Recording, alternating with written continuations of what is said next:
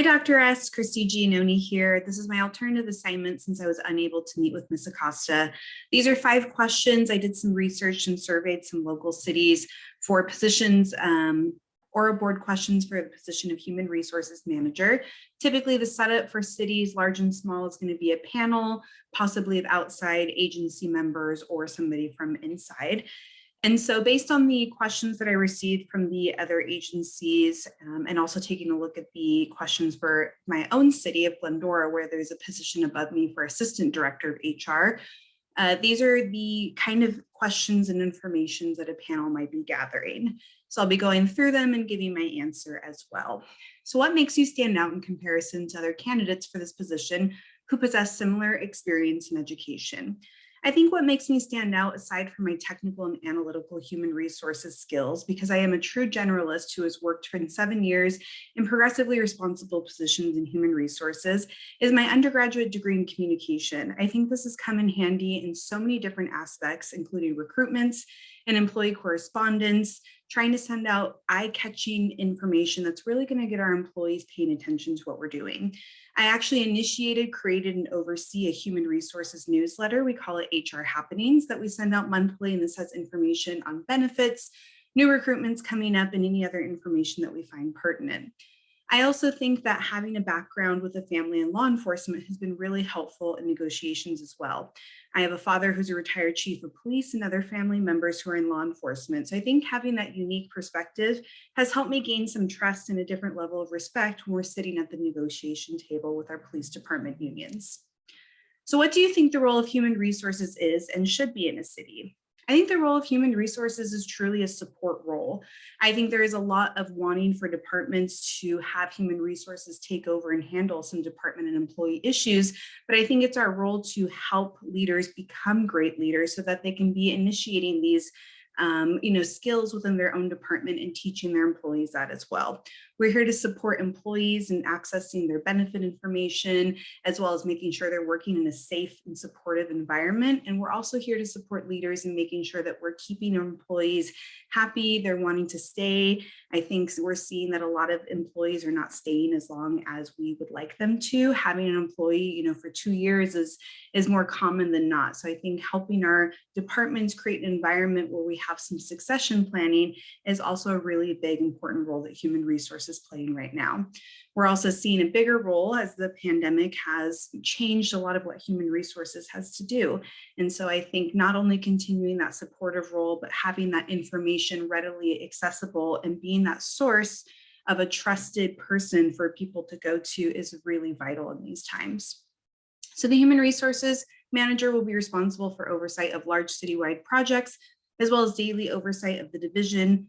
How would you prioritize your goals and manage timelines? So this is something that I like to look at.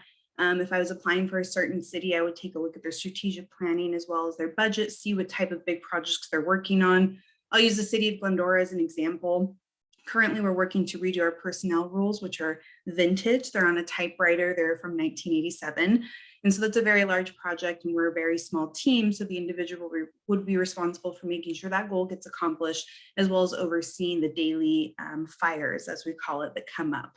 And so I think it's really important to remain in constant communication with my supervisor. I think that we always see in the political and administration dichotomy that there's going to be things behind the scenes going on, priorities from our city council, from our city manager, that my level as a human resources manager may not be aware of. So keeping that constant communication and presenting what I think is going to be the best priority for our team goals moving forward and what may have to wait, setting out those timelines and being realistic about our expectations of getting projects done. So communication is going to be key. I also think I have great organizational skills. It's going to help to look at our timeline, different projects that we have going on, and implement some ways that we can be more efficient so we can ensure that we're utilizing all of the resources that we have at hand. Tell us about your most significant professional failure. What was the outcome and how did you move forward from this experience? This was actually a recent communication that I had with our chief of police that ended with a retired annuitant who was a lieutenant who should not have been working for the city. So we basically had an illegal hire situation. This was something that affected not only the department for staffing challenges, but the employee themselves who was obviously frustrated and upset that they were working, that it affected their retirement. This happened for a variety of different reasons, but I chose not to focus on any type of blaming. I wanted to focus on making the correction for the employee, presenting our council with the information for the fines that we were facing, making sure that we made the employee whole because it was a city fault, and then seeing what we could do to make sure this never happened again. So trying to focus on the moving forward, not focusing on the past, not dwelling, because that's not productive. We needed to move forward. We needed to offer the department solutions for their staffing challenges, and we needed to give this person the information up front, even though it was a difficult conversation. So this just helped to look at our processes, see how we can make things more efficient, that we're communicating with each other and ensuring that no matter how busy we get, even if we have short staffing, COVID challenging, these larger daily tasks are being accomplished and something like this does not happen again. So how would you establish trust with department directors and administrative staff if you were selected for this position? This is something that takes time. I think you really have to prove yourself, especially as a young professional. And so coming in as a human resources manager, I am confident in my skills and my knowledge as a human resources generalist in the training, education, and experience that I've developed over the last 7 years to make sure that I am getting department directors answers that they are seeking, trying to come up with solutions for long-term and short-term challenges that they have been having, and establishing that trust over a period of time. I like to come in and talk to individuals about what kind of short-term priorities they have that they may have been working on with the human resources manager prior to me coming in, and then kind of what their long-term goals are. I also like to look at that holistically. If I'm talking to 7 department directors and they're all having, similar challenges, maybe supervisors not being able to make that jump, or any other challenges where they're all experiencing the same type of issue, then I'm going to want to look for a more holistic solution that's going to help with our budgeting. If it's maybe a training that we can implement, a software solution, some kind of tracking supervisory management system. That's kind of thing that I look for to make sure, again, that we're being efficient, that we're keeping a standard practice throughout the agency that I'm working for. And that will also help them when they're talking to each other about kind of what they're working through, what they're doing, establish trust in a working relationship with me as well.